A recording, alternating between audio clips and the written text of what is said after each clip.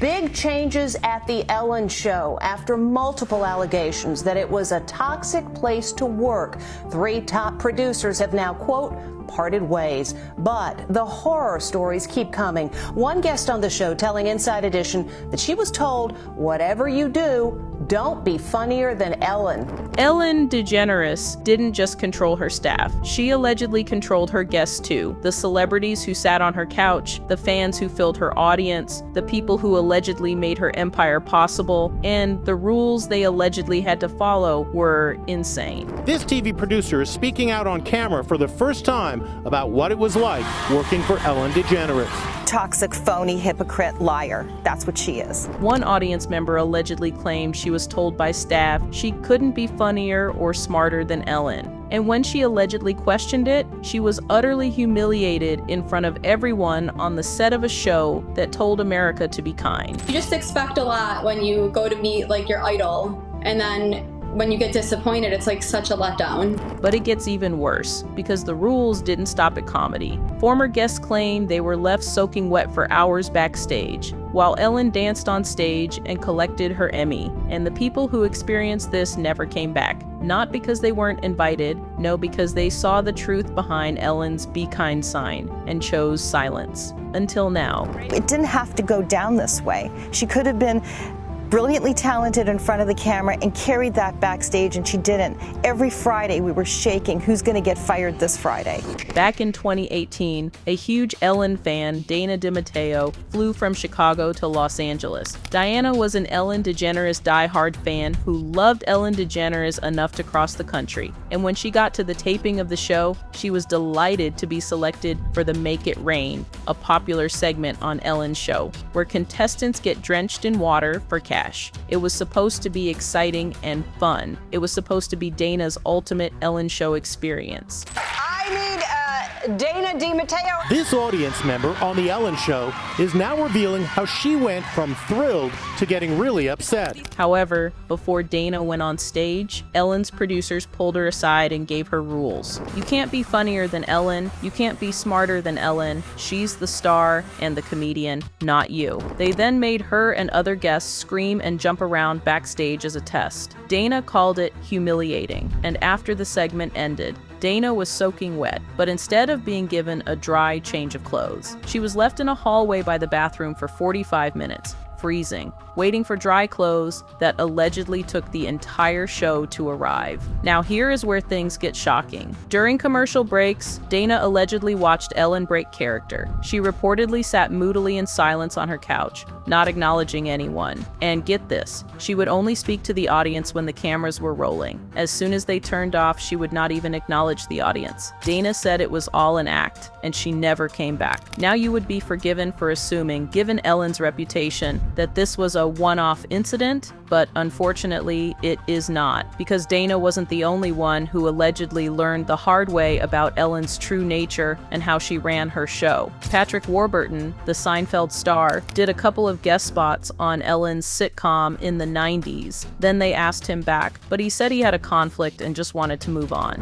2 weeks later, he's having lunch at Orso in Beverly Hills, and Ellen walks up to his table, in public mind you, in front of his friend, and allegedly says, "Too big to do my show now, huh?" Warburton allegedly said no, tried to explain, but Ellen allegedly walked away, and he allegedly knew right then he would never be invited to her talk show, not once in 19 seasons, because Ellen allegedly doesn't forget and allegedly doesn't forgive. Ellen walks up to the table and she goes, "Too big to do my show now, huh?"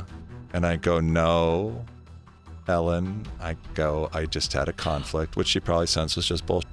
And she walked away. And so it was just interesting, but just sort of knowing her, I realized at that point on, there was a reason why I was never, ever going to be invited on her talk show.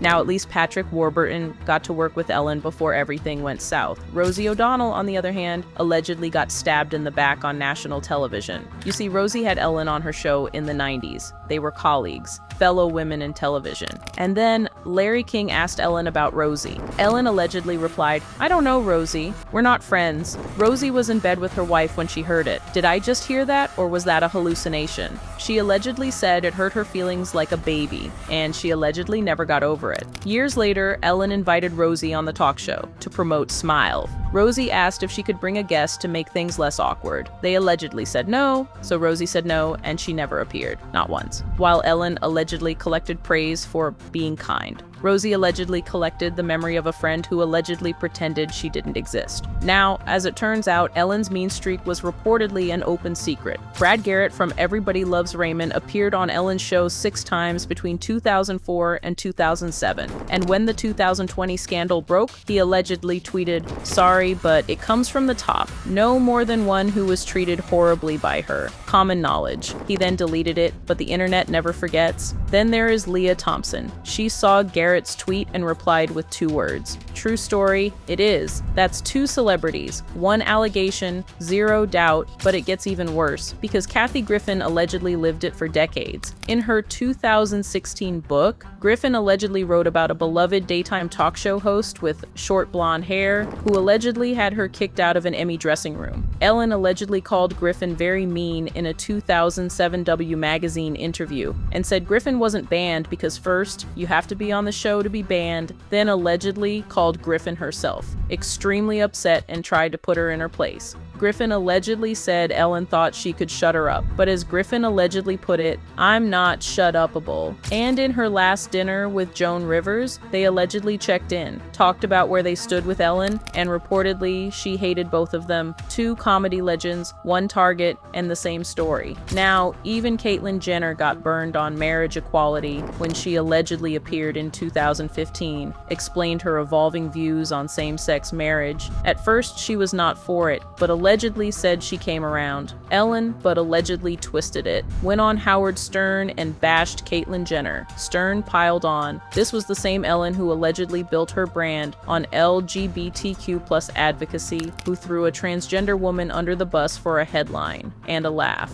Tom Meyerkak. Ellen's bodyguard at the 2014 Oscars also encountered Ellen's mean side. He held her hand and walked her through crowds, protected her mother and wife, Portia, and Ellen allegedly never said hi, not once. The one person he had been assigned to protect never took the time to say hi to him. A 3rd former staffer allegedly said a floor mopper worked there for years, and Ellen allegedly never acknowledged him. Not a thank you, not a hello, not a how are you doing? Years of allegedly being invisible to the woman who allegedly told America to be kind. A security guard from the 90s sitcom allegedly told Fox News she would close the door and whoever was invited in her trailer was her business, obviously. But we'd stand right outside and were ready when it opened. That's normally how it worked. But she didn't give a damn about anybody. It was all about her. Another staffer allegedly said when they said hi to Ellen after knowing her from a previous show,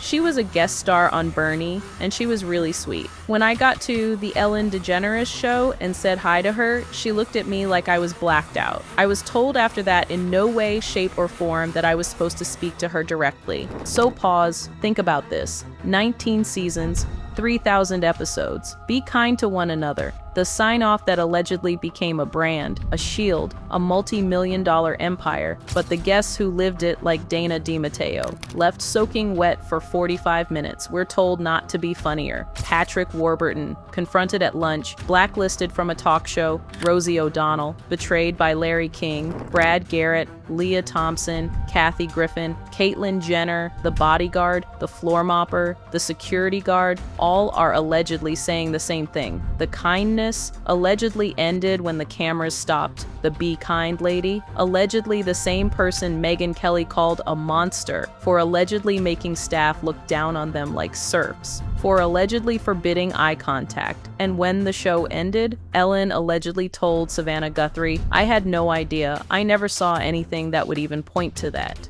But Dana DiMatteo allegedly saw it in 2018. The bodyguard allegedly saw it in 2014. The security guard allegedly saw it in the 90s. And they all allegedly saw the same thing. that be kind wasn't a philosophy. It was allegedly a performance. And the audience? Allegedly the only ones who didn't know they were watching an act, because when you allegedly tell guests not to be funnier than you, when you allegedly leave them soaking wet and freezing, when you allegedly confront them at restaurants and betray them on television, that's not kindness, that's allegedly control. And 19 seasons of control allegedly just collapsed under the weight of the truth.